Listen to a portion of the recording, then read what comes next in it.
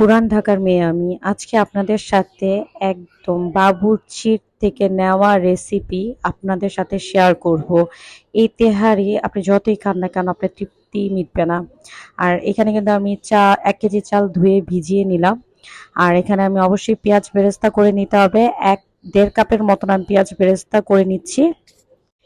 এখানে আমি ২ টা বড় এলাচ, সাদা গোলমরিচ নিয়েছি এবং এলাচ নিয়েছি, জয়ত্রী নিয়েছি এবং ২ টা গরম মসলা নিয়েছি। আপনারা চাইলে এগুলো বেটেও দিতে পারেন, আবার চাইলে ডাইরেক্ট দিতে পারেন। আমি ডাইরেক্টই দিব।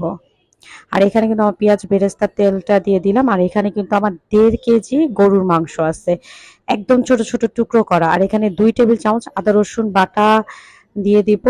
আর এখানে আমি কিন্তু আমার এই মসলাটা দিয়ে দিলাম এবং স্বাদ অনুযায়ী আপনার লবণ দিবেন। আর এখানে কিন্তু পেঁয়াজ বেরেস্তাটাও আমি এখানে দিয়ে দিলাম। এখানে কোনো কাঁচা পেঁয়াজ ব্যবহার করবেন না। আর আমি এখানে 1/3 কাপের মতন টক দই দিলাম। টক দইয়ের পরিমাণ কিন্তু লিমিটেড, বেশি দিলে কিন্তু টেস্ট নষ্ট হয়ে যাবে। আমি জয়ফল দিছি, জয়ফল ৪ ভাগের ১ ভাগের একটু কম। আর এখানে কিন্তু আমি রাঁধুনি তেহারির মশলাটা অপশনাল, আপনারা চাইলে দিতেও পারেন, না চাইলেও নাই, সমস্যা নাই। আপনারা চাইলে এই মশলা দিয়ে তেহারি রান্না করতে পারেন। আমি 1/2 টেবিল চামচের মতো রাঁধুনি তেহারি মশলাটা দিছি। আর এখানে কিন্তু টোটালি রেসিপিটাই কিন্তু আমি গরম পানি দিয়ে রান্না করব। আর এখানে কিন্তু আমি আলু দিয়ে দিছি। আর অবশ্যই মাংসটা গরম পানিতে রান্না করবেন। এই তো আমার মাংসটা ডান। আজকের রেসিপিটা আমি মুগ ডাল দিয়ে করব। মুগ ডালটা না দিলেও হবে, আমি মাঝে মাঝে দেই। আর এই তো আমি পোলাওটা রান্না করার জন্য ঘি, গরম মসলা, এলাচ আর এখন পোলার চালটা আমি দিয়ে দিব। পোলার চালটা ভালো মতন ভাজবো। আর আপনারা কিন্তু মুগ ডাল দিয়ে কিন্তু একবার হলেও টেস্ট করে দেখবেন। তেহারিটা খেতে বেশি মজা লাগে। এখন মাংসটা আমি দিয়ে দিব, ভালোভাবে মিক্সড করব।